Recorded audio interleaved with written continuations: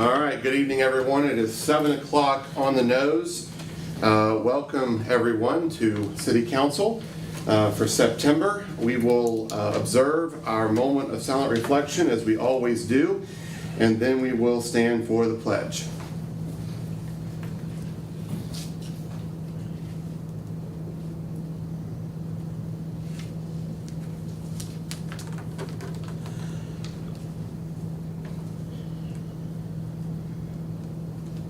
Thank you very much.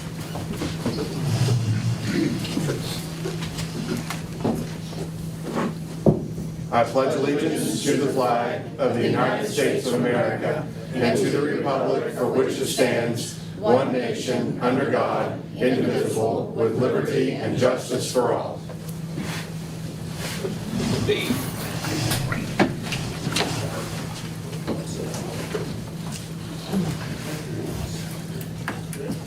At this time, I'd like to welcome up to the front members of the local chapter of the Daughters of the American Revolution. Ladies, we have a few proclamations and photo ops here this evening.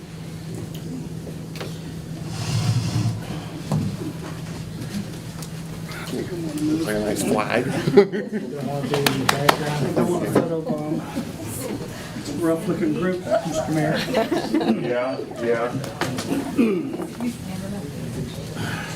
Okay. In the interest of time, we'll talk about these just basically as their titles. This group here, this active group of citizens in our community, comes to us annually and asks us to proclaim the weeks around this time of year. One for the proclamation for National Constitution Week, which we have right here, and I have signed it. I will sign it under my hand and seal the city of Buckhannon. And we do proclaim September 17th through 23rd as Constitution Week throughout our city of Buckhannon. We do urge all of our citizens of our city to observe the freedoms that are guaranteed to us through the guardians of our liberties and remembering those rights that have been guaranteed through the Constitution of the United States. Then we also have American Indian Heritage Month, and it's a proclamation also through the city of Buckhannon that I will sign, given under my official seal. And so we do proclaim November as National American Indian Heritage Month throughout our city of Buckhannon, and we urge all of our citizens to observe this month with appropriate programs, ceremonies, and activities. So ladies, thank you for bringing these to us. The council is proud to honor your group as well as these two causes through proclamation. So I will sign these in front of you in blue ink, and then we will take our photo. And the floor is yours if you'd like to address members of the media and or public. I think Cindy Rafferty should. She has a big... I can appoint you. She is a Constitution chairman, so. Okay. There you go. Well, I'd be glad to say that the high school is welcoming us to present little booklets on the U.S. Constitution to seniors, and Mr. Robert Carr, one of the history teachers, is going to let us come to his classroom and present those on Monday, September 18th. Great. Thank you. If you will all just kind Yeah, of, we'll if you'll just move in a little bit like you like all it. right, I'm going to let each of you hold that. Like him. And then look No, I'm knocking things over. Turn sideways, maybe. Have you step just a little bit deeper? Yeah, that's so I can see your face. Put your left shoulder behind her. There we go. Yeah. Okay, if I can get everyone to look here, We'll please. still see you.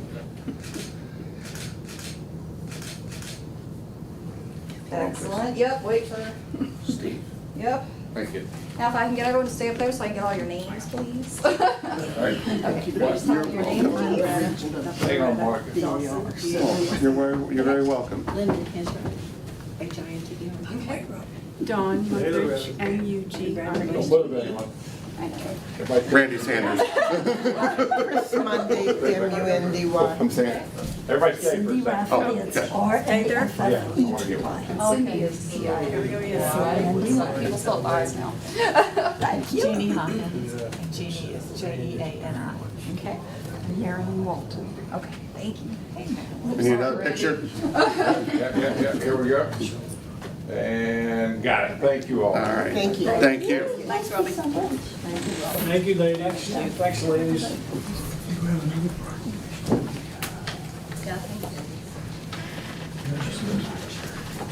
Oh, you're good. Somebody else here?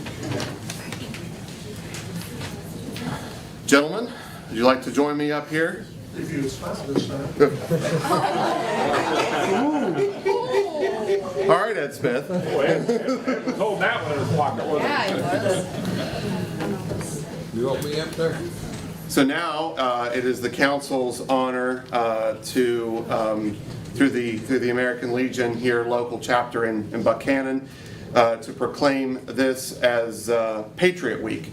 As we all know, 9/11 is coming up next week, and this is to honor all of the victims of 9/11, the tragic events that took place that day.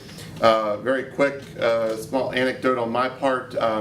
Just a couple of weeks ago, my now fiance and I, Lauren, we went to the 9/11 memorial in New York City. It is a very, very moving piece of ground to stand there and look at the fountains and look at the names and to look straight up at what is now the new Freedom Tower to just to think about the events that took place that day.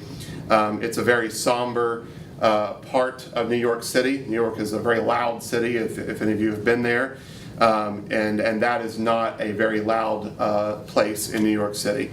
Highly recommend anybody who has the opportunity to go and see it, go through the museum, and give yourself 3 or 4 hours because it really is something to see. It's very, very emotional. But it's something I think every American should go see and appreciate because Susan's children and myself and Shane, we were in school. We remember 9/11, but there's so much now.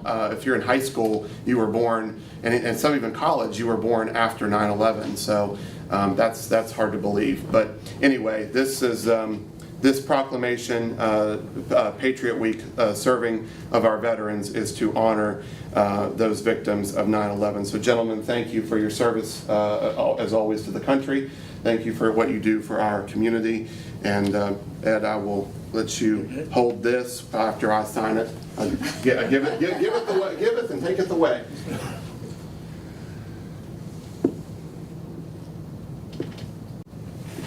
Now you can hold it and we'll do our photo op, and I promise I'll smile. I just All had to right, say. can I get y'all to look over here, please? Thank you. All right. Yeah, Thank you. Thank you. Engagement there. Our other partner in this is on the screen. Hello, Tracy. I think I'm waving at the right place. She's going to be partnering with us. We're going to have events all week for veterans. We'll have a breakfast for all the veterans in the area on Saturday morning. On Tuesday, we have our regular monthly meeting. On Wednesday, we're going to be at Tracy's place. I'm having the VA is bringing in travel office, and they're going to, for the first time, be able to create VA ID cards for people who don't have a VA ID card or they need it renewed. Tracy's been kind enough to allow us to use her place. And then on the next Saturday, we will be doing claims for veterans that may not have been filed for things that transpired because of their service. So far, we've held that 3 times in the last 9 months. We've helped 75 veterans in this area to file for claims. We're pretty proud of that one. Thank you. So thank you. Thank you, sir. Thank you. Thank you. Thank you.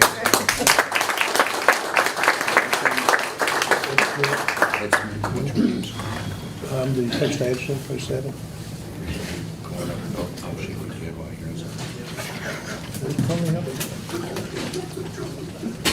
All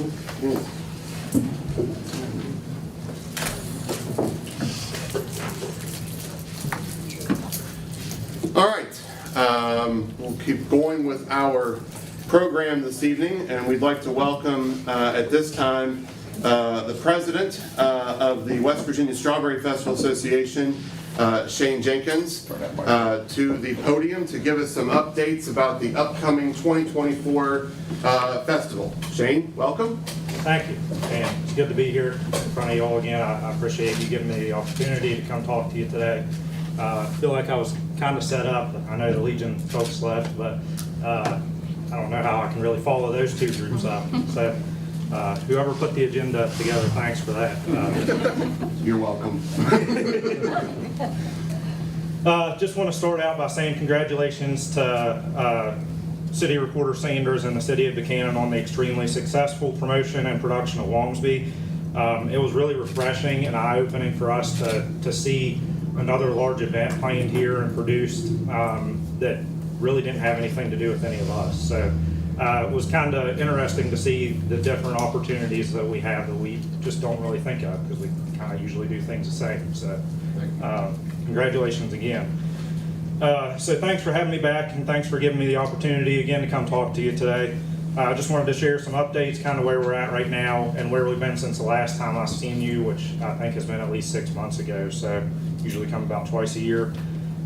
This is year 4 of me being the president. We changed our bylaws a couple years ago, so this is the last consecutive year that I can do it. It used to be 3 consecutive years, and usually people thought they were crazy enough after 2 that they left, but for whatever reason, I've stayed for 2 more.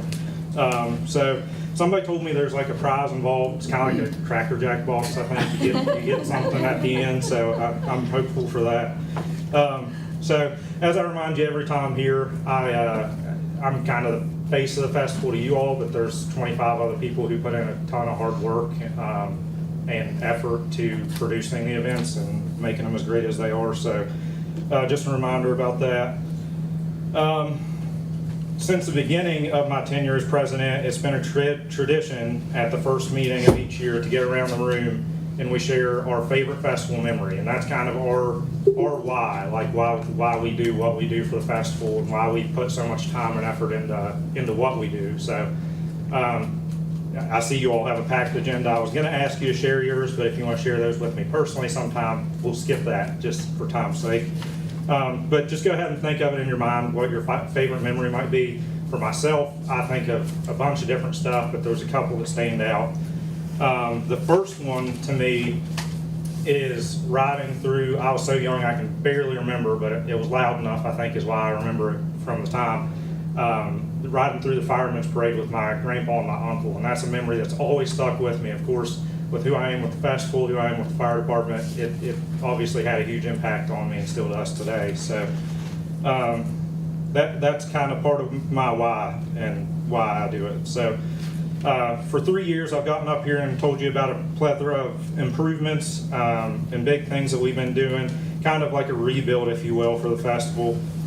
Today, I'd like to focus on kind of where we've been and then where we're going kind of big picture wise. So I'll tell you about some of the details as we go, but it's more going to be focused big picture on like where we've come from and where we're going. So I'm going to share some information which has never been very public, and just to let you know how much of an impact you've made in the last 3 years. So I just want to let you know that when I became president, it's going on 3.5 years now, something like that, 3 years, 4 months. We had $9.76. So that is not the case now, luckily, with your all's contributions, with the community's contributions. You can remember, again, I'm crazy or something, became the president right in the middle of COVID, basically. We still didn't even really know what it was at that point. So we canceled a festival. We didn't have any income for that point in time. Again, 976, and I feel like that's a number that I will never forget, because it was a matter of, to me, becoming like a lot of other festivals and fairs in our area and closing the doors, or putting the hard work in and going out and ensuring that it continues. So our team reached into their own pockets and spent their own free time away from their full-time jobs and their family and dedicated a recessive effort to the West Virginia Strawberry Festival. When others may have stepped away and closed the doors, this board, community, and people stepped up. I can confidently say today that it definitely paid off.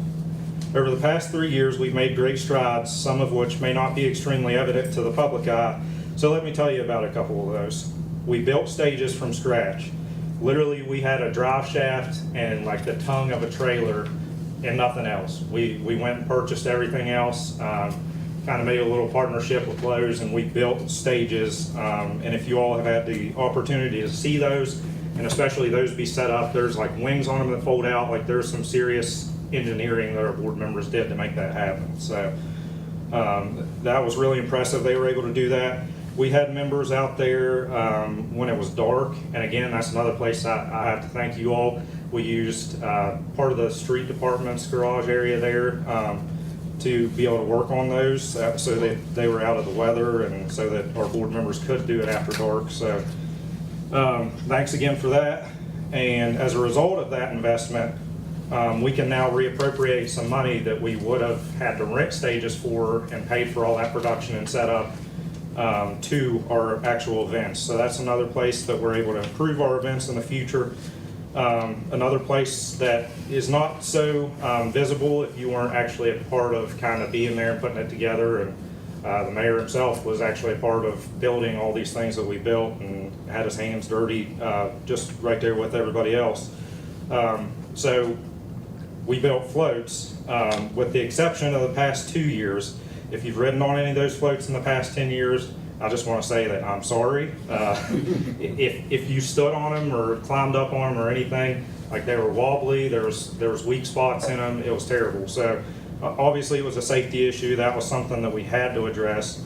We redesigned and remodeled 2 entire floats from what we had that was actually an old like mobile home frame basically. So that was another donation that we got, and just another reason that we're so fortunate to be in the community that we're in. Within that rebuild included a whole new build conception, design and everything within our board, so that was all volunteer hours that were put into that.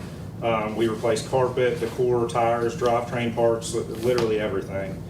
And our floats are now a display of pride for our festival and community, so you'll see those at nearby events.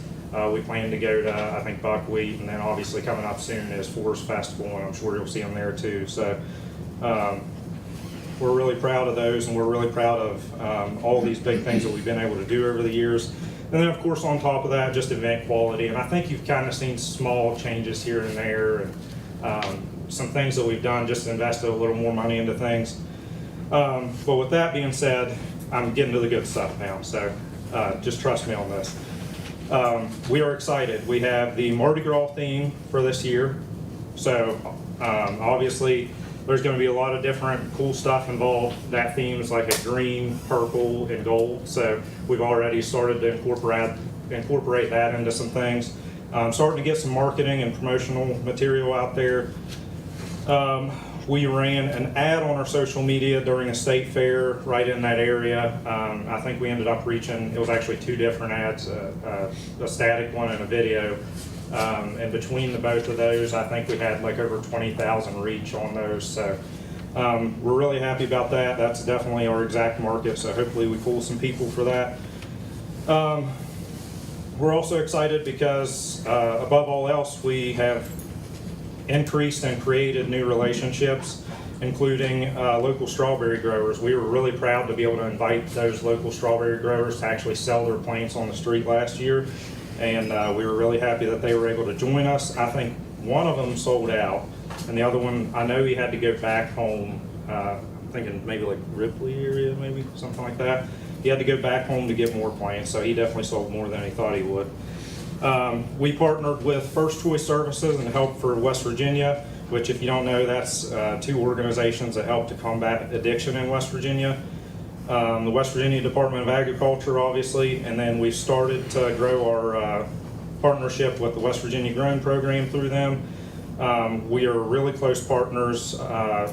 I don't know how well people in the room know Lacey Ramsey with the CVB, but she is originally from Grafton, so we became close partners with the Grafton Memorial Day Parade Committee. We've been talking to them about some efficiencies in parades and lineups and things like that.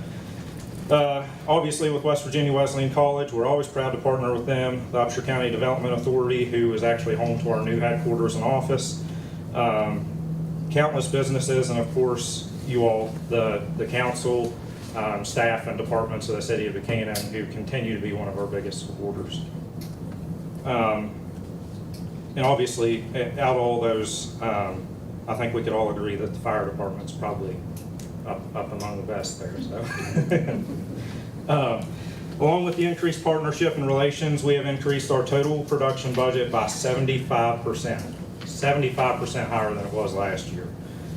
Specific increases are 600% increases in our entertainment. So that includes like bands. We obviously plan to bring a lot of brass bands in with it being a Mardi Gras theme.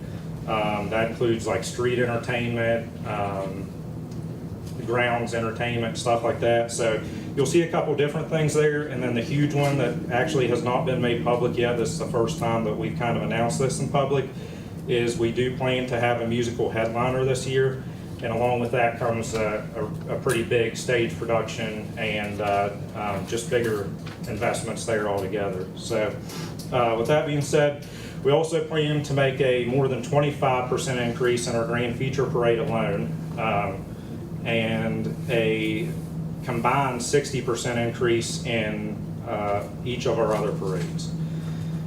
And just kind of, we are obviously increasing with, we have over 60 committees altogether, and we're increasing, I think, 43 of them. So things will look pretty different this year in a good way.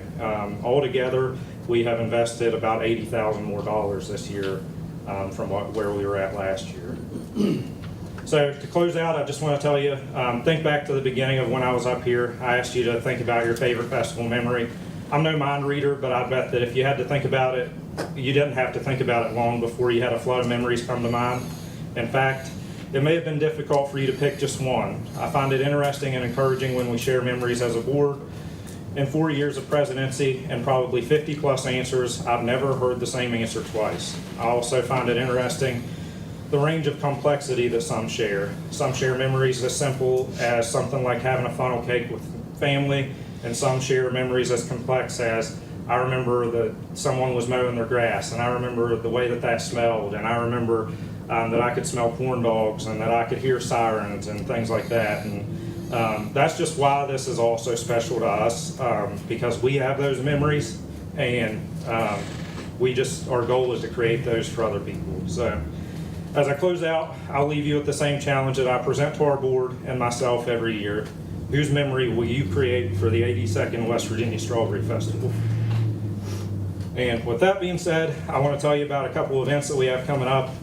We did unfortunately have to cancel our poker run ride, the ATV ride. But we do have a designer bag bingo coming up. You will see me there, and I plan to win as many of those as I can, as long as they match what I'm wearing that day. Sunday, October 8th at 2:00 p.m. at the Outpost is where that's going to be. And then as long as, for whatever reason, I made the mistake of appointing Sarah to our committee chair for our trunk or treat, the FRN trunk or treat that happens here in the city. And I made that mistake. I say it's a mistake because she's going to buy a lot of candy, and as long as I don't eat it first, we will be there as well. So we hope to see you there. I would entertain any questions or comments or anything you all have for me.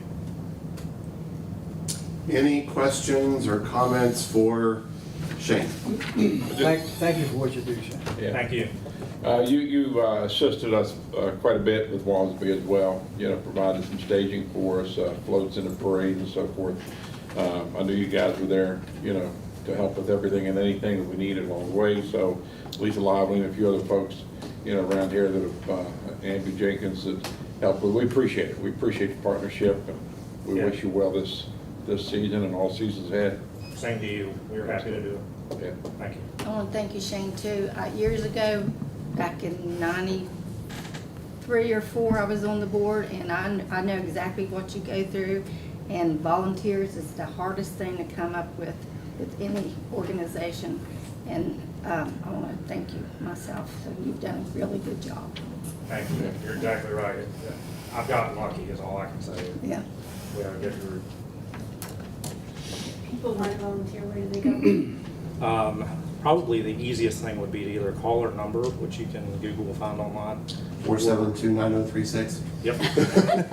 Or we're on Facebook too, so send us a message to there or email, anything, any way to contact us. And we'd be happy to have you. The office is located in the Innovation Center up here on the corner of Main and Spring. And you can come to the Development Authority and give your information, and we can make sure that it gets to Shane, because the office is in that suite too. Thank you, sir. Thank you. Thank you. Thank you. All right.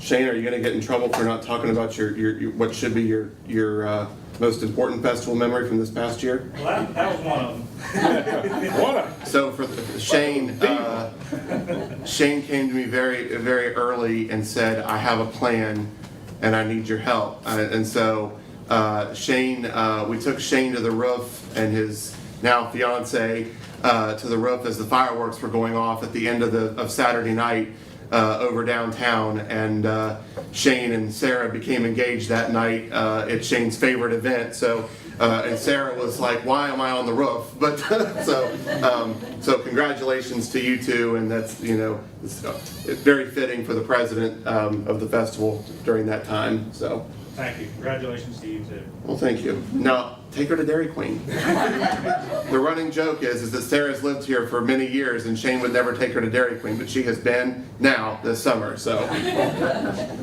Okay. We'll bring you something back. Yeah. We'll be here for a while, so. All right. Thanks again, Shane. Yeah, thank you. Thank you. Thank you.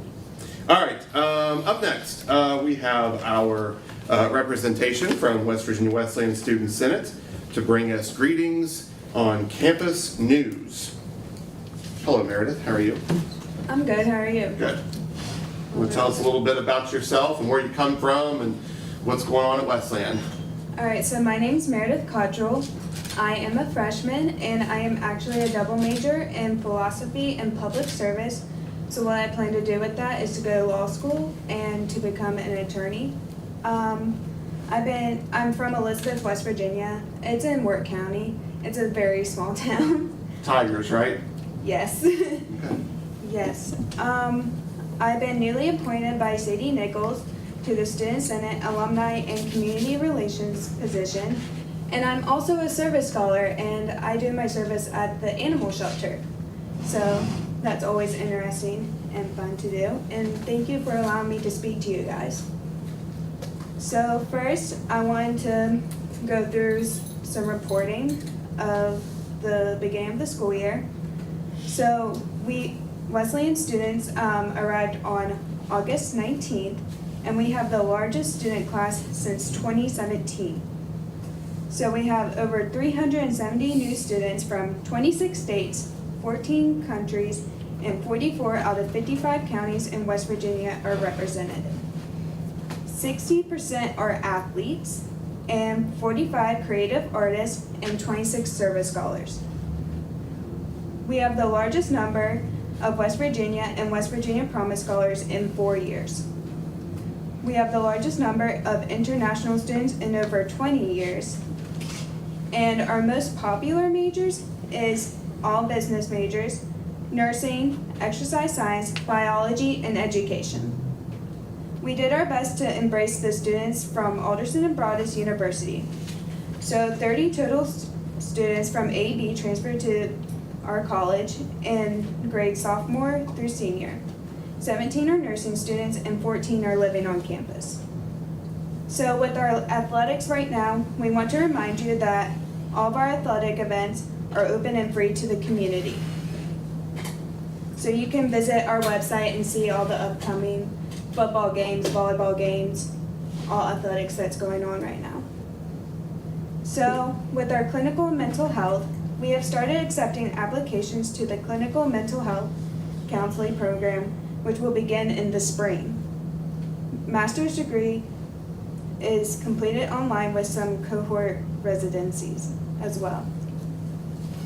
West Virginia Wesleyan College will continue its partnership with Upshur County Schools in the Grow Your Own program. Last year, 5 Buckhannon Upshur High School students took West Virginia Wesleyan education classes, and all 5 enrolled in the college this year. This year, 7 students who are seniors are enrolled in the classes. This helped education move to one of the top 5 majors this coming year. We opened a newly renovated McCuskey Hall to returning and first-year students. McCuskey currently houses also first-generation living and learning cohort. The suicide prevention walk will also take place on September 9th at 9 a.m. September 29th through October 1st will be our homecoming and family weekend. Lots of events are planned on these 3 days. We are excited to participate in the inauguration of Wesleyan's 20th president, Dr. James Moore, on September 29th at 11 a.m. in Wesley Chapel.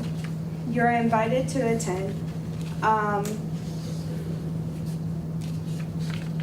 Also, on September 30th at 9 a.m., Wheatley will be sponsoring the Hunger Walk to benefit the parish house and draw awareness to food insecurities. We are excited to be back, and we appreciate the city of Buckhannon, its residents and businesses, and how welcoming you are to the students. I do want to tell you one more thing. Today is the 1890 challenge. So Wesleyan is challenging all alumni and friends of the college to give to the college. So that could be $18.90, or it could be $1,890. So it can go a variety of ways. So that's all I have for you guys. So do you guys have any questions? And remember, I am a freshman and I'm new, so I might not. Well, there goes my 3 questions. Are you enjoying your experience so far? Yes, I love it. Great. Yeah. Meredith, do you do any athletics at all yourself? No, I did a lot of athletics in high school. I did cross country, track, basketball, and I did do volleyball for a year. But 60% of the students participate in some athletic activity. Yeah, That's for freshmen, or is that all students? I believe All. that's all students. Yeah. Yeah. So, did anybody else from Worth County High School come to West End this year? Only one more person. He's running track. Okay. Yeah. The 1890 challenge, was that just for one day? You said We'll accept today. money any day. That's the answer, that's the answer I wanted to hear. Do you know why? Do you know why? I'm gonna borrow some from a friend. Do you know why they selected 1890? That's the year it was founded. Yes. There you go. Good. Very good. Fast. Not a question. David, we'll bring you a quiz. David, how was the ceremony for when they opened the school? All right, Thank you very much for coming. We appreciate it. Welcome to Westland. Welcome to Buckhannon. We hope you have a good experience here. And please let your colleagues on Student Senate know that if we can ever be of any help to anybody there, that you're more than welcome to come through these doors out here at City Hall, and we'll help in any way we can. So Thank you so much for having me. thank you. Thank you. Thank you. Meredith, if you see a Shih Tzu up at the animal shelter, let me know. MEREDITH, and Cottrell is spelled COTTRELL. Thank you very much. You got that, David? All right. Okay. Up next, we have some representation from Create Buckhannon. We have Dr. Susan Alloy and Keith, is it Sokol? Yes. Sokol. Welcome. Thank you. So I'm Susan Alloy. I'm the Secretary of Create Buckhannon, and this is my colleague Keith. I'll let him introduce himself, describe a little bit about what he's in Buckhannon to do, because he's fairly new to the community and he is a new member of Create Buckhannon. So I'll let Keith introduce himself, and then we have some information to share with you all. So yeah, my name's Keith Sokol. I was born and raised in Nutter Fort, West Virginia, and then I left to go to undergraduate when I was 18, and I've been gone ever since until this past July. And I am super glad to be back. I've been in larger communities these last 37 or 38 years, as big as Seattle. And I'm glad to be back close to home and close to family and back in a small community, smaller than I've been in, where people know each other by name. I love that. So I'm the new assistant director at the Upshur County Public Library, the Tennerton location, not the Gibson location.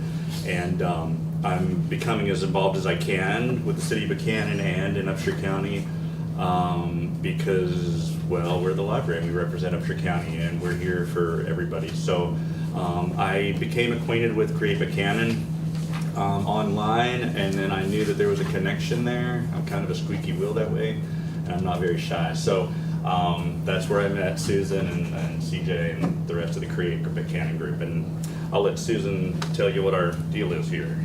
Thank you. Welcome to Buckhannon. Thank you. He's jumped right in at Create Buckhannon, which is great. So I think most people know what Create Buckhannon is, but just for the record, let me give you our official description. Create Buckhannon is a grassroots, all-volunteer community development organization that works to improve quality of life and enhance the vibrancy of Buckhannon, West Virginia, and our surrounding area. We meet weekly over lunch, thank you CJ, to engage in an ongoing conversation that encourages community members to collaborate and work together to discover opportunities and find solutions that benefit our entire region. Anyone is welcome to attend our meetings, and participants typically include local business owners, new residents, retirees, representatives of nonprofits, community organizations, and sometimes elected officials. Over the last 11 plus years, Create Buckhannon has developed many successful projects that you've noticed, and you may or may not be aware that Create Buckhannon did it. Festival Fridays during the summer months. Every Friday we have music and vendors and food. The Valor banners that hang at Jawbone Park, Memorial Day through Veterans Day usually, and many beautification projects across the city. And we're here today to talk to you about a new beautification project that we would like some help from you all. John Heyer, who's a Buckhannon native, recently retired and returned home. And he brought the Adopt a Spot program to Create Buckhannon. After discussing the potential of this idea, several meetings, we decided that it would be a good potential project for our community. And Create Buckhannon developed the proposal that I think you have copies of, correct? I think. Teresa said you would, so I'm assuming. Yeah, they must have it. Yeah, good. So we'll review the proposal with you, but we also wanted to make sure you had a written copy because we're making some asks. All right, so let me just go through the proposal really quickly, and then I'll let Keith chime in with how the library is collaborating, and then we'll follow up with some requests for collaboration from the city of Buckhannon. So the intent of Adopt a Spot is for individuals, families, small groups of friends, or official organizations to adopt a location, a site, we're thinking about 20 square feet, and beautify it in some way with plants, either seasonal or something that's evergreen and doesn't have to be managed to replanted. But these sites will be outside, located around the community. Adoptions will be on an annual basis. We have an application form, which I think I also included. Volunteers who adopt a spot will be responsible to plant, water, weed, and otherwise maintain the site throughout the growing season, approximately June through September, unless they want to do a Christmas evergreen display or something. Create Buckhannon will reimburse Adopt a Spot volunteers up to $125 each for plants, soil, and other supplies. We'll also provide a plaque or sign to recognize the volunteers who adopt each spot. What do volunteers get for adopting a spot? Well, they can join with a group such as a sports team, club, church, or family members, friends, or neighbors, and enjoy an opportunity to work together to support and improve our community. Maybe you'll learn new gardening skills or create new friendships or bonds with other gardeners. And just think of the color and beauty the spots will bring to others in our community, as well as a sense of pride and identity. We have an application for them to fill out. If there are questions, they'll be emailed to the Create Buckhannon email address, and we'll follow up. So following the proposal, well, we've kind of approved it at Create Buckhannon. The project outline, there's an application that we'll ask volunteers to complete.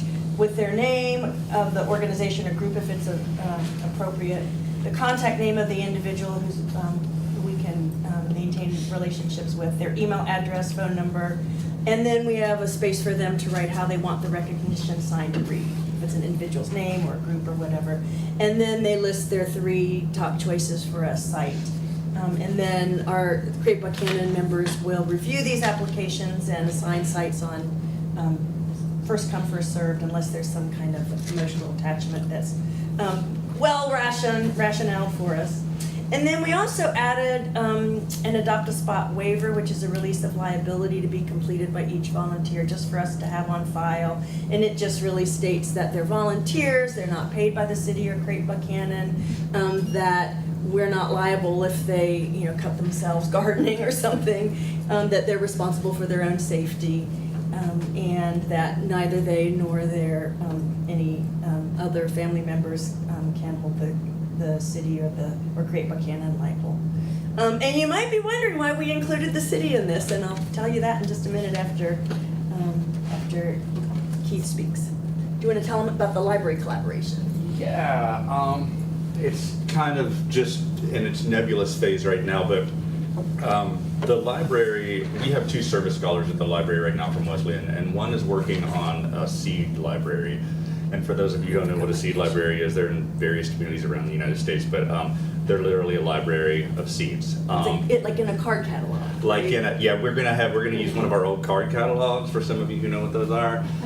It's a big old wooden box with a drawer on it, and basically they're envelopes of seeds. A lot of times they're focused on heirloom seeds and non-genetically modified seeds. We're working on that right now. I talked to the service scholar this morning to get the lowdown on it. She knew more information about than I did because I've only been here about 30 days. But she's working on the logistics as far as how we're gonna, how many we're gonna do, how we're gonna come up with them. And right now we're in the collection phase, the seed collection phase. So we're gonna be marketing that pretty heavily to the community, to Upshur County, to see who wants to donate seeds. But basically, you come and get seeds as you need them. You might find some seeds that are interesting to you and unique that would rather be too expensive, maybe otherwise. There's no cost. If you have a library card, you can come and get the seeds or donate the seeds. But when I realized this was happening at Create Buckhannon, I saw an obvious connection there. Like I said, that's still nebulous to me right now. But we're talking seeds and the community and Create Buckhannon and beautify spots with plants. So there's obviously some kind of connection there we're trying to make. We're hoping to be able to get some seeds for volunteers. Yeah, from yeah, the that'll catalog be, that they can use in yeah. their So spots. we will have seeds, and then, yeah. So that's pretty. And there may be there are other potential collaborators, Yeah. like maybe, students at the high school who are learning how to grow plants can use those seeds, grow the plants, and then the volunteers can use them to plant. But we're just. And there's always an opportunity for children's programming, learning gardening and things like that. So we're in the fall right now, which is the heavy collection phase for seeds when people are collecting them. And like I said, the logistics aren't done yet, but in the spring we would like to have the Create Buckhannon, the Adopt a Spot, and the seed library ready to go, full force to plant. So save your seeds. So save your seeds, tell your friends about saving their seeds. Yeah, good. Yeah. So you may have some questions, but if you'll just give me a second to list what we're asking from the city, it might answer some of your questions. So our first request is for you to help us identify spots across the city. So ideally, these would be, spots that the city owns, property that the city owns, so we don't have to worry about getting permission from the owners. I know that was one of your questions. Where are the spots? So we're asking for your help in identifying. And I was curious for public or public-private both. So I think okay. both. Absolutely, I think both. But I know that you do have some spots that could use some beautification, and that might be a good place to start. We discussed at Create Buckhannon, and so I included it in the application, that people can identify their own, so they may own a spot themselves that they would want to use, or have a neighbor where they could, get permission from that. But we would like your help in identifying city-owned or friends of the city spots across the city, and then provide the permission for volunteers to plant on those sites. We'd also like you to consider offering some assistance from the city horticulturist in identifying appropriate plants. So they've been, we've had a wonderful flower program in the city for a while, and there's probably some good knowledge about what plants do well out in these public spots within the plants that maybe be low maintenance, that sort of thing. So we'd like some assistance in identifying appropriate plants, and we'll add that to our information for volunteers. Here's some ideas, and then the resources like the seed library and other places they might get some start. A little steeper ask is we'd like you to consider whether the flower and garden staff that the city pays would be willing to water some of the sites, the adopted sites that are in the city limits, and that removal of trash and yard waste from the adopted spot site. So we would give you a list of the locations, and someone would be notified when something, removal. The watering would probably be on the same schedule as the plants that are already being watered. And anything else that you may think of that we haven't that you might consider offering. Questions? You answered my questions, but also if, I think you need to have it if a group or persons adopt a spot, that they are responsible for cleaning that up at the end of the season. Yes.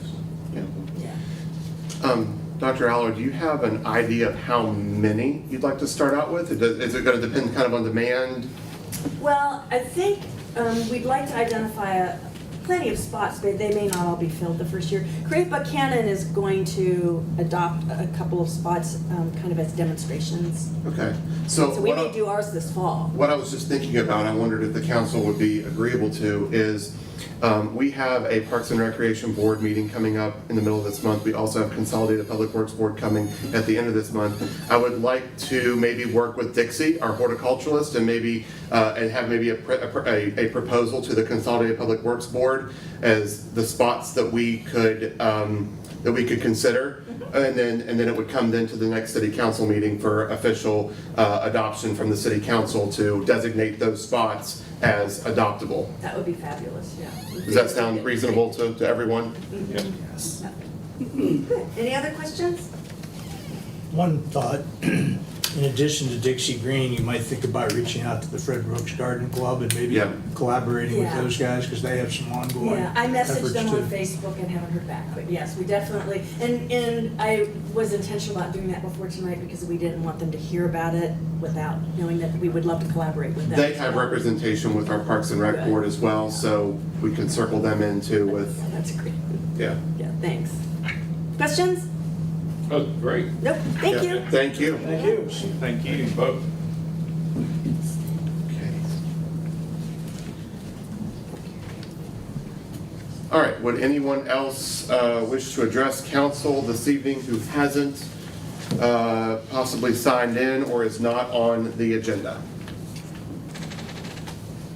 Okay, we will consider public comment to be closed. Thank you all.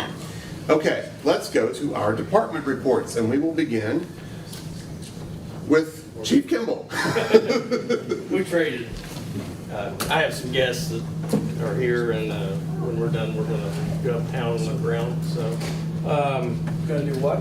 go uptown And look around. and look around. Maybe have a bite to eat.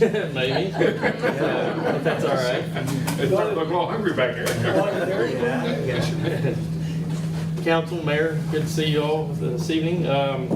In your packet is our July 2023 responses. We had 112 responses, 6 fires, a lot of car wrecks, a lot of people, medical calls. We had a little uptick in calls.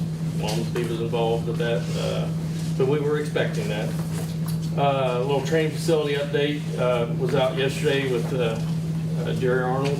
He was doing some dozer work for us, getting it flattened off. And the next week or so, Captain Joey Baxter will be out there to paint out our expectations of where we're going to try to put some stuff. Actually, there's 2, I guess you call them compactor trailers out there from the waste department that's no good anymore. We were talking about submerging one of them in the ground and replacing the other one top so we can start doing some confined space and trench rescue type stuff.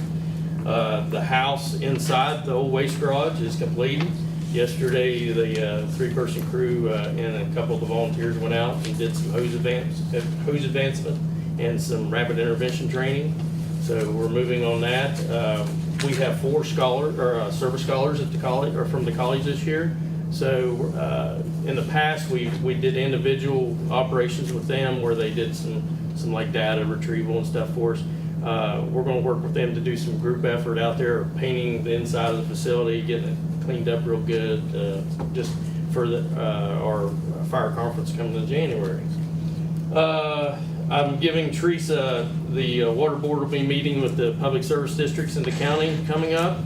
I got together a lot of stuff for hydrant requirements, flow requirements, maintenance requirements, state codes on that, so they're aware of what's going on. And actually, that's I had presented I think 2 meetings ago from our accreditation model what is expected in our fire district for fire flow and maintenance on fire hydrants.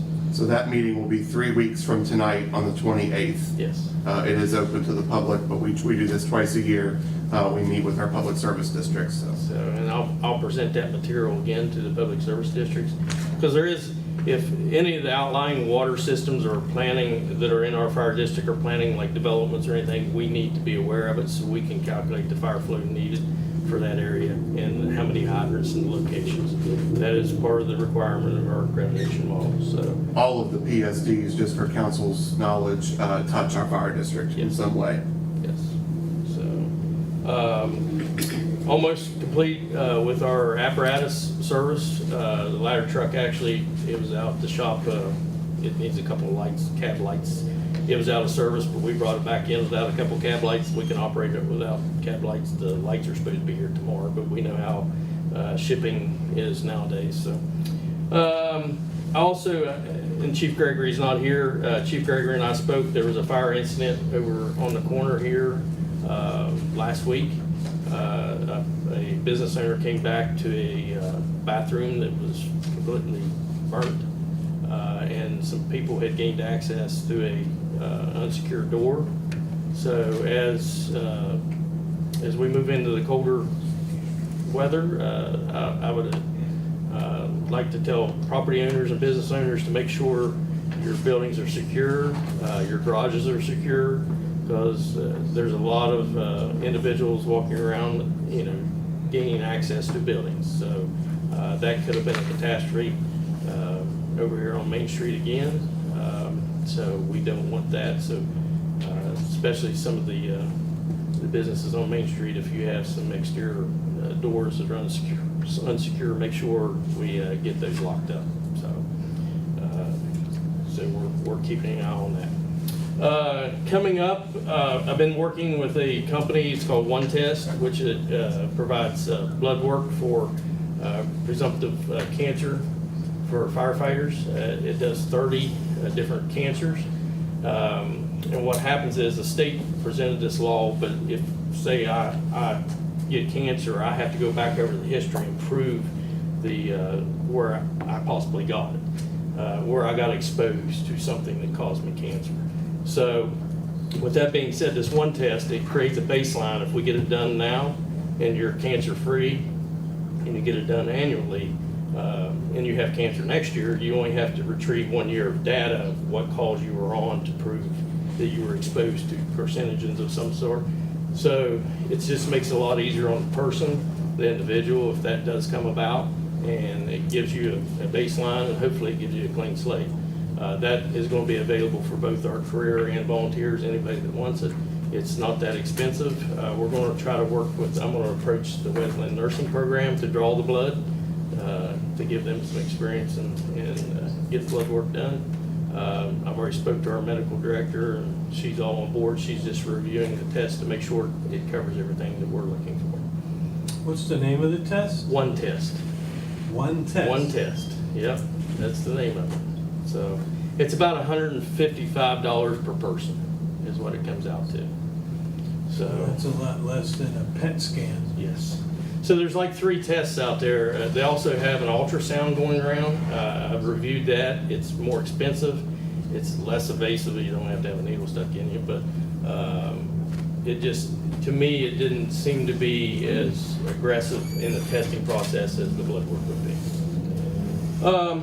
As you can see, I have some guests here tonight.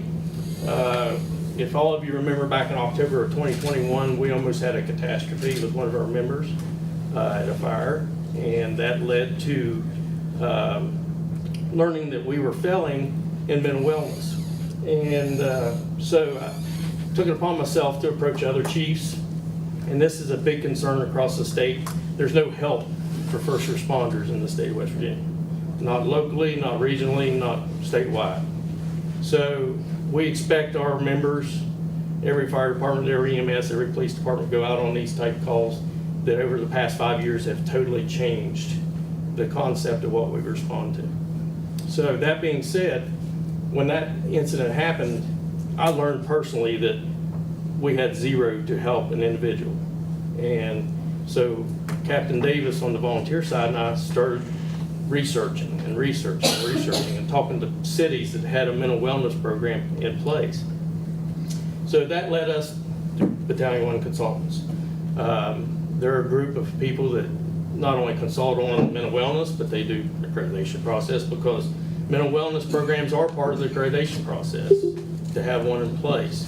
Second of all, they also do ISO. So they're around about people, but the thing that really spotted me with them, they wanted to come and meet us. No other company that I spoke to out of like 6 companies even spoke about coming to visit.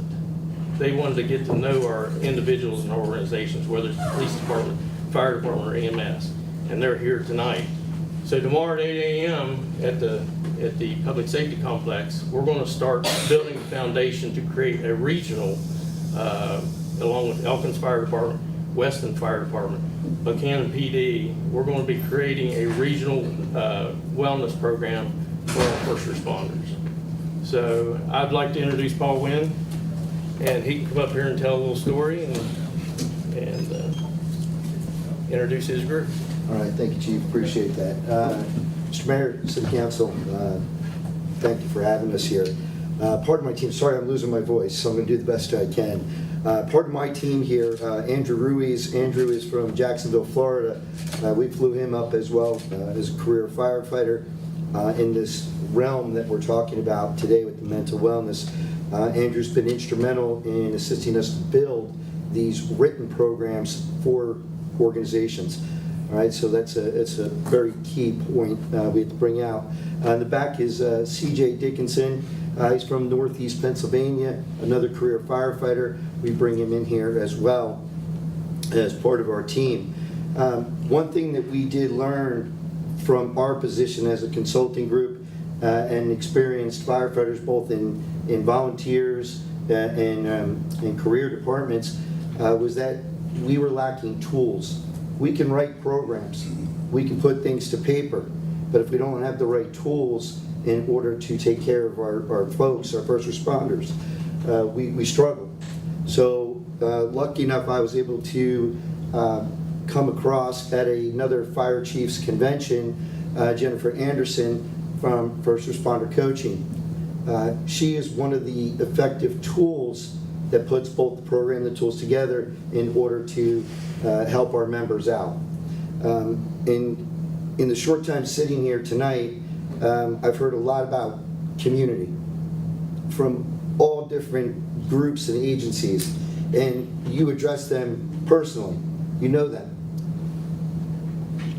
You know your fire department. So when something happens to them in this area of mental wellness, it doesn't just impact the department, it impacts the whole community.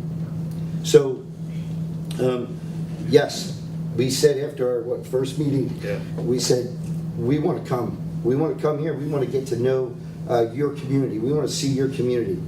And you're demonstrating it today. We got to see that. From the warm welcome from the first responders at the firehouse to listening to this community here today. We're honored to be here. We look forward to what tomorrow is going to bring as we get to talk to the other stakeholders so that we can start structuring something out that is going to become pretty much, I would say, pioneering or tip of the spear for West Virginia. And you're there. So I don't want to take up a lot of time. I know you've had a lot of things on your agenda. I've looked at pages of things that you have in your agenda. I just want to say thank you, and if you do have the time to be there tomorrow, come meet with us again. I would be honored to have you out there as well. So thank you. Thank you. Well, thank you for being here. Great idea. Welcome to Buckhannon. Thank you. Another professional area that could use this are a lot of nurses in hospitals. Sure. Because I don't think they have the mental wellness health that you need sometimes. You know, not because I am a firefighter, but on the first responder side, something I didn't realize until we started doing psych evaluations for pre-employment. You know, you call a local doctor, they don't do firefighters and police officers. There's 2 doctors in the state of West Virginia right now that will do evals on firefighters and police officers. So, I guess we're just a different kind of mad. So, I guess if I go to a regular doctor and start talking to him, maybe I'll drive him crazy. Yeah, but you're good, man, JB. I try to be, and this is something else we can offer, not only to ourselves, but it's gonna be regionally. It's like I've always said, if we have a catastrophe at the Buckhannon Fire Department, the last thing I wanna be doing is trying to peer my own people. I'm gonna be in my own place, but if Weston or Elkins has a catastrophe, we'll be the first ones on the road to go help them support their people. They'll be the first ones coming to help support us. And I see it every day in the police departments, trust me. You see policemen sometimes, not necessarily, I'm not picking on Buckhannon PD, but it could be the sheriff's department, it could be the state police. You become numb to some situations because you see it all the time, all the time. And it just becomes part of every day. You just go on about and you're numb about it. And in our work, you take that home with you, your home life can be affected, and we don't want that. We want to provide a stable atmosphere for all our members, volunteer and career, police department, EMS agencies. So the happier and the healthier we are, the better we can provide for our community. Well, you talked about 9/11 today for a few minutes, and that had a huge impact on what people's perceptions were for fire departments. Major change. So JB, question, to be clear, this is something that the fire department is working in tandem with the police department about? Chief Gregory and Lieutenant Loudon are supposed to be there tomorrow. I have Chief Himes and Chief Suttle from Weston and Elkins Fire Department have been part, and the mayor was part of our last Zoom meeting. But this will be the first time they're introduced into it. And that's another reason why, we could have called the IFF to come in for peer support, but they only do firefighters. I want this open to any first responder because all of us are going to need help at some point in time. So, it could be tomorrow, we could have a major catastrophe and, we got to have. Some narrow-minded folks might look at this and say, when was the last time there was a fatality in a fire in Buckhannon? And it's like, that is such a small portion of what you guys engage yourselves with every day. I want to tell you the story of a person that, we respond to overdoses on a regular basis. Our crew had responded to a certain individual 4 times. The 5th time he died. Okay, how do you think that affects the people that have helped that person come back 4 times, and the 5th time he doesn't make it? And we're talking about throwing queues up on our reporting system. If a certain crew, say B shift, and some of the volunteers had been on 3 fatalities in 2 weeks, that's a cue for them to really sit down and have a chat.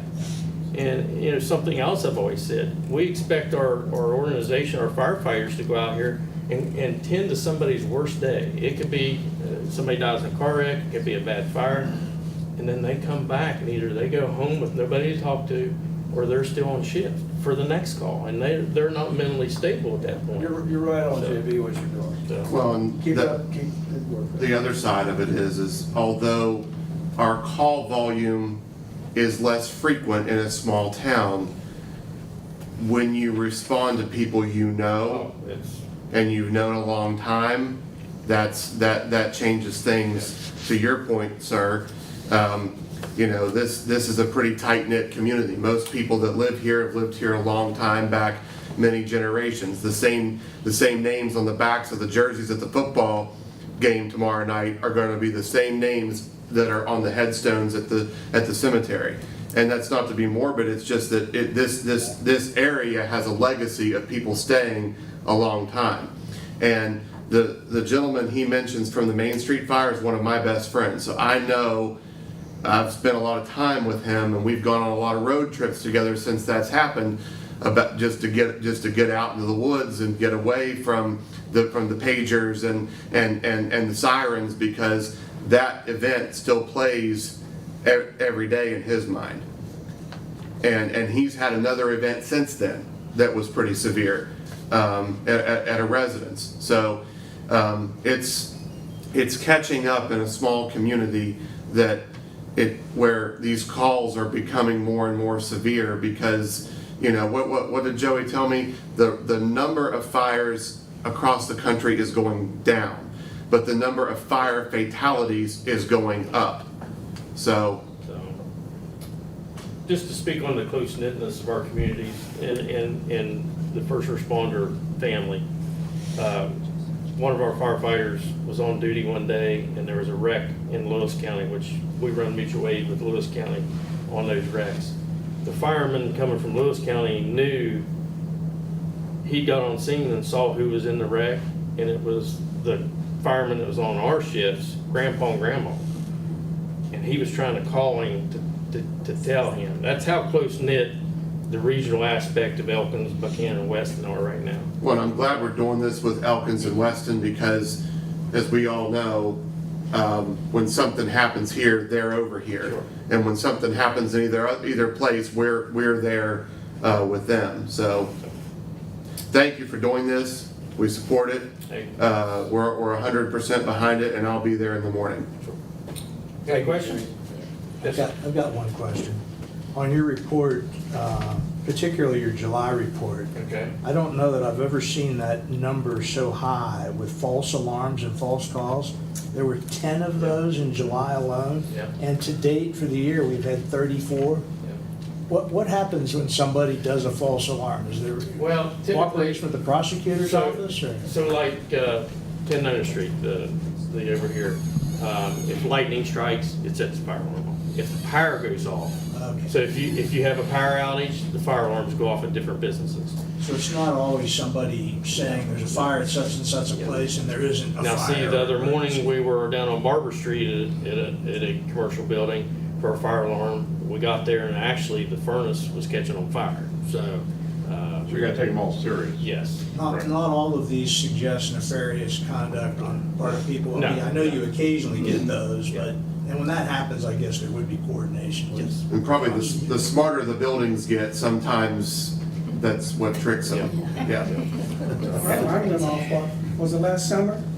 My alarm at the house? Mm-hmm. And we was It went up off. at the It church. just kind of, I either screwed it up or malfunctioned. I don't know which. Heaven forbid. I'd say it's the first thing. I'll blame COVID, JB. We was at your church today. But the fire department and the police were there in a minute and a half. Mm-hmm. So.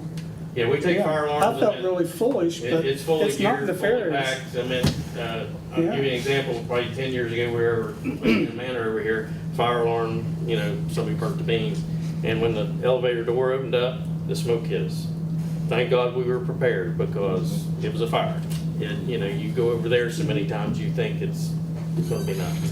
You can't get in that sequence. This morning I met with 3 of the members of the leadership of the volunteer organization because, as we know, for a combination department, we don't just have all paid staff, and normally the city administration doesn't meet with the volunteers. But we had a good meeting this morning, and we're gonna put together a strategic planning meeting coming up, and we've got some ideas that want to talk over with members of council about how that could be a breakthrough as to how we turn the volunteerism interest around. Because just so everyone's aware, we have 9 volunteers remaining at Buckhannon Fire Department. Now we have that. Some of that is because what used to be our paid staff was also a member of the volunteer ranks. That doesn't happen anymore from a change in state code. So it's just 9 pure volunteers, not padded by any of our own paid staff. So and we see what's going on in the remaining departments in the county. Volunteerism is dwindling, but we had a good hour-and-a-half meeting this morning, and we have some ideas to talk over in the coming weeks. So. Any questions? You said you had 4 student Service scholars. That's the most in 1 year, isn't it? Yeah, normally we have 2 or 3. Yeah. So, Look forward to what happens tomorrow, Chief. It'll be great. And will some of them stay at the fire department? No. Okay. Actually, I gave each one of them a list of questions, if any of them wanted to be first responders. One of them showed some interest, but he's a freshman, and we typically, freshmen need to come in and get formed in their college, you know, before they get more taken on. So. All right, thanks, Chief. Yes, sir. Thanks, sir. Thank you. Thank you all. Thank you all for being here. Yeah, welcome to Buckhannon. Thank you. Enjoy your walk up Main Street. Get some Dairy Queen. Yeah, go to the Dairy Queen. You, CJ, back here. CJ.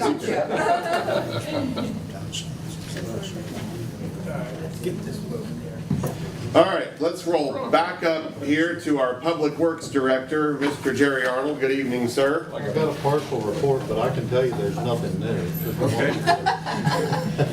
Yeah, looks about the same as what we read last We're time. working pretty much on the same projects. I will tell you, sewer has completed the Shawnee Drive sewer line and it's working on surface restoration. They're continuing on Myrna Street. Just a reminder, Saturday will be the first Make It Shine event at the transfer station, so everyone please remember that.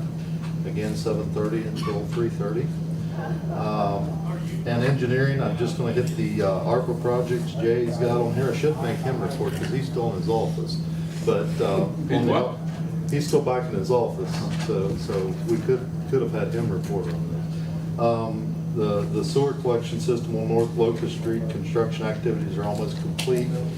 On the new sanitary sewer collection system from Finks Run near Sheets to between the Parmar store and Breckenridge, most pay items should be completed within the next 2 weeks, and the punch list has been generated so the contractor can address them before leaving the site. And on the second sanitary sewer ARPA project on Taylor Street, construction activities will begin, which they have begun on that, and that's to install a new sanitary sewer collection system along Taylor Street between Fayette and Wood.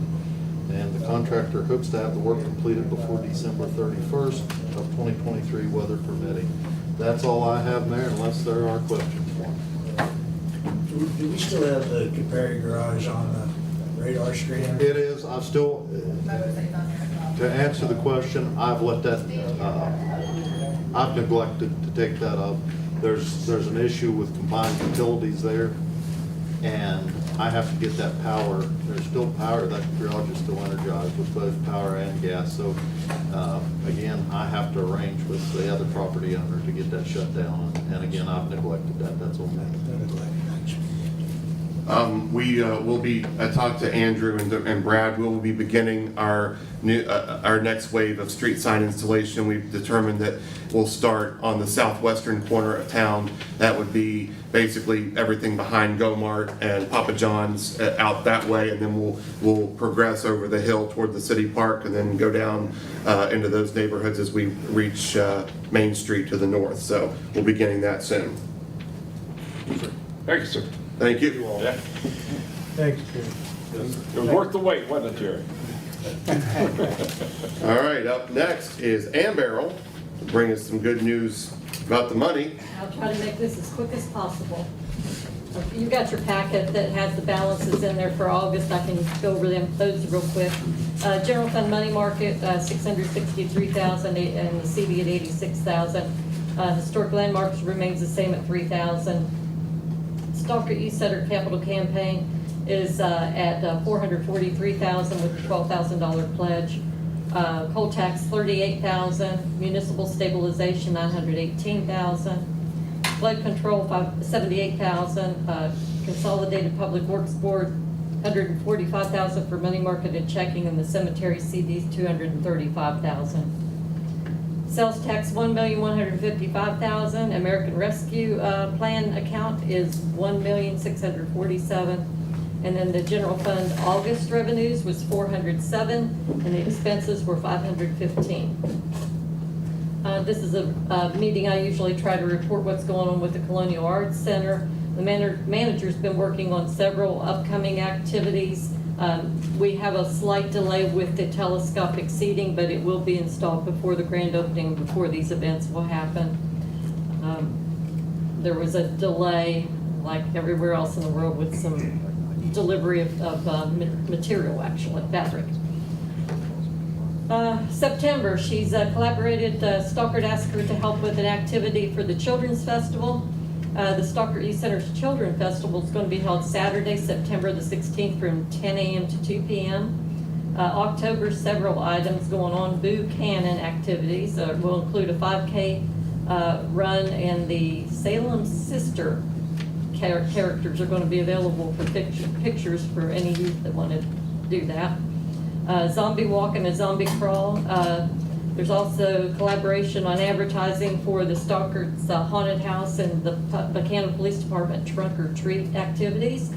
Colonial will also be, a fundraiser is going to be held in there. The Murder Mystery Dinner, Death by Dessert, I believe is the name of it. It's a Chamber and BCT fundraiser. It's October the 13th and 14th. And then the formal grand opening of the Colonial Arts Center activity will be on October the 21st. November, there's a couple events that are in the planning stages, one with the middle school and the other with Vintage Theater. December, Buckhannon Community Theater is going to produce the stage version of The Christmas Story. And two other events that are in planning stages involving two musical groups. More details will be given to you later, but you can always go to Colonial Arts Center's Facebook and website, and those are on there. The seat fundraiser is actually going very well. We've collected over $4,000 since the July event. I wanted to thank Mr. Sokol. He was actually participating in that. He helped us out with that. In your bills to be approved, if you all point out, Buckhannon Chamber of Commerce, we sponsored a leadership upshur person to attend that, $2,500. My Buckhannon digital marketing for the Wamsby, this was through a grant, $2,300. Motorola Solutions, the annual payment for the police body cam and in-car cameras, $23,000. Benjamin Arisman mowing city lots from July 25th to August 20th, $6,660. Trade Works for some final work at the theater, $2,900. JT Martin Fire Safety is fire suppression system at the CAC. That was $4,300. And then Stout Company Incorporated for the balance on the exhaust hood for the Stockard Youth Center at $10,375. I think that's all I had. Any questions or comments for Andy? Well, the American Rescue Act, or whatever it's called, ARPA. Rescue Plan Act, ARPA. does it have a termination date, and those funds need to be encumbered? We need to have these projects over with. We have until 24 to finish it up, but we'll have ours well ahead. We've got all our plans, everything's in place, ready to go. Anything else? Thank you very much. Thanks, Amy. All right, and Tom said that he has a couple of items. I wanted to mention to you, we need to have a very brief executive session relative to some property matters, and Tom will participate there. He has a couple of updates for us, so if you could stick around briefly after the meeting, we'll try to knock it out very quickly. We go down to correspondence and information. We want to remind, we've been mentioning this a couple of times, but this is, we have an official notice of public meeting of the City of Buckhannon. This will be at the Stockard Youth and Community Center at 6 p.m. on September 13th. The purpose of this public meeting is to review the City of Buckhannon's plan to file an application for federal assistance with the construction of approximately 12,800 square feet of multi-purpose community building that will also expand the operations of the Stockard Youth and Community Center programs with the USDA Rural Development Community Facilities Loan and Grant Program. A public meeting is required by that. It's a step that we must take, so we will be having that on 9/13/23 at 6 p.m. Again, that will be in the gymnasium area of the Stockard Youth and Community Center. Keep on going down, as Andy mentioned, we have the Buckhannon Community Halloween events. for October as they were presented to Consolidated Public Works. Consolidated Public Works sent them to City Council. City Council said okay. And so Ann is working on those activities as she reported earlier this week at the Colonial Arts Center board meeting. We have the report of the cat and dog activity from the Upshur County Commission for July. And then as Jerry mentioned, we have the Make It Shine free days at the transfer station. One is coming up this Saturday. If you cannot make it this Saturday, we have another one, not next Saturday, but the next one. It will be on the 23rd of September, and those times are from 7:30 a.m. to 3:30 p.m. at the transfer station. Under the consent agenda, we have the approval of the minutes. We have a list, but it's just from 5/16. Our leader of Wamsby is still getting caught up, so we'll let him get caught up with the others. So 5/16 is what we need to approve this evening, as well as the building and wiring permits and the payment of our bills. Can I have a motion to approve the consent agenda as presented? So moved. Motion by CJ, second by Jack. All those in favor signify by saying aye. Aye. Like sign opposed, motion carries unanimously. Down to strategic issues for discussion and or vote. Should have done this. I normally catch it, but we were just having the conversation. So under F1, we have Create Buckhannon, the proposal of the Adopt a Spot program, request for collaboration and support. Is there a need for any further discussion on that, or are you ready to have a motion that we support the program and collaborate with Create Buckhannon? I'll make the motion that we support it. I'll second. We have a motion by Pam. We have a second by Dave Thomas. All those in favor, please signify by saying aye. Aye. Abstain. Like sign opposed, no abstention, but let the minutes reflect that we have one abstention from the leader of Create Buckhannon. Okay, down to F2. We have a recommendation from the Consolidated Public Works Board to set the date and time for trick or treat in the city limits, and that would be on Tuesday, the 31st of October, from 6 to 7:30 p.m. within the corporate limits. Is there a motion? We have a motion by Mr. Sanders, a second by Mr. Rylands. Any further discussion? Hearing the need for none, we'll call for that question. All those in favor, please signify by saying aye. Aye. Like sign opposed, motion carries unanimously. F3. Approve the resolution of the acceptance of, this would be resolution 23-09, deed of dedication from Bagley. This is a piece of property on Cleveland Avenue, parcel 3-1-117. Mr. O'Neill, I will defer to you. Thank you, Mr. Mayor. Members of council, you have an updated version of this resolution that were on your desk this evening. The version that's in your packet needed a little updating as far as the dates go. This, as you'll recall, is a piece of property on Cleveland Avenue that's been gifted to the city. We've now received the signed and notarized deed, and so I'll read this resolution by caption, if you'll permit me. Resolution number 2023-09 of the Council of the City of Buckhannon, authorizing the city's acceptance of the special warranty deed of dedication from Edwina F. Bagley respecting a lot, tract, or parcel of land containing 0.44 acres, more or less, all of which real estate is situated along the Buckhannon River in Corporation District, Upshur County, West Virginia. Again, this is riverbank property that's being gifted to the city. The current owner lives in Maine and is not interested in maintaining it. I move we accept. Second. Motion by Mr. McCauley, second by Mr. Rylands. Any further discussion? Hearing the need for none. It's a roll call because it's right. We'll call for that question, then we'll do the roll call. All those in favor, please signify by saying aye. Aye. Like sign opposed. Motion carries unanimously, it appears, but we will defer to Mr. Sanders for the roll call. Mr. Skinner. Yes. Mr. Sanders votes yes. Ms. Bucklew. Yes. Mr. Rigger. Yes. Mr. McCauley. Yes. Mr. Thomas. Yes. Mr. Rollins. Yes. Passes unanimously again.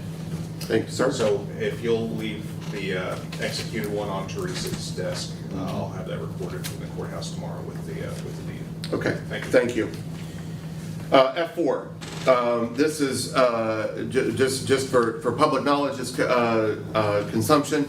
If you'll recall, we had an executive session back in August relative to property and personnel matters. This line item comes out of that, and we are ready for a consideration by council in public to approve to advertise. Again, this is just to advertise for a full-time Brushy Fork Event Center director. Is there any further discussion on this, or is there a motion to proceed? I would move we proceed. We have a motion by Mr. McCauley to proceed. We have a second by Mr. Rigger. All those in favor, please signify by saying aye. Aye. Like sign opposed. I'm abstaining from that, too. Mr. Rylands will abstain, given he owns a property that can be considered a competitor with the event center. Okay, down to F5. Upshur County Health Department has requested temporary one-way street on Senior Drive. This would run from North Locust Street, which is the Route 20 side, to the North Kanawha Street side. This would be for drive-through flu clinic.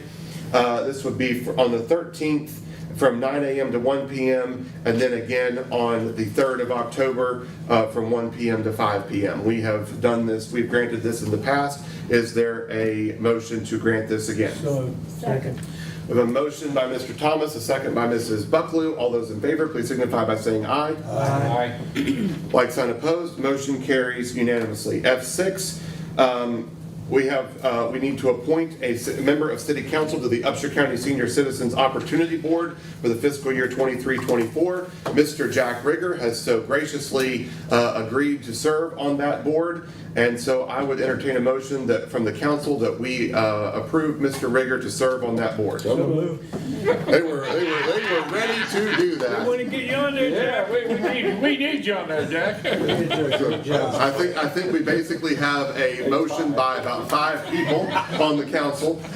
So we'll give it to Rylands, and we'll second it by Mr. Thomas. There you go. All those in favor signify by saying aye. Aye. Like sign opposed. Well, they want to say aye real quick too. Way to go, Jack. Hey, Jack. Thank you, Jack, for agreeing to do 10 that. p.m. is your first meeting tonight. The rest of us also aspire to being senior citizens. Right, one day. One day. I'm holding off. Okay. I think we're all seniors, except the mayor. I was going to say, David. All right. We are through our business. So, got through that very quickly. Thank you all very much. Let's go down to council comments and announcements. We'll begin with Mrs. Bucklew. I just want to strongly suggest people come out to our meeting on September 13th at Stockard Youth Center if you're passionate for Stockard Youth and you know what we've been doing and wanting to do for several years. Please come and voice your opinion and be a part of that on Wednesday, September 13th at 6 o'clock. Thank you. Mr. McCauley. I echo Pam's thoughts and recommendation about the Stockard meeting. Please come out. Not only do we want to continue the programs there, but we want to expand them. The other thing, just a memorial thing. I'm one of these historian types. It's 23 years ago that we lost Mrs. Poundstone. And as I think about 41 years of involvement with the city, to think that that was 23 years ago, it's just unfathomable. But anyway, keep Mickey and her family in your best thoughts and prayers this week. That's all I have. Thank you, sir. Mr. Rigger. I just want to commend Shane Jenkins and his leadership of the Strawberry Festival. I didn't have a chance to say that.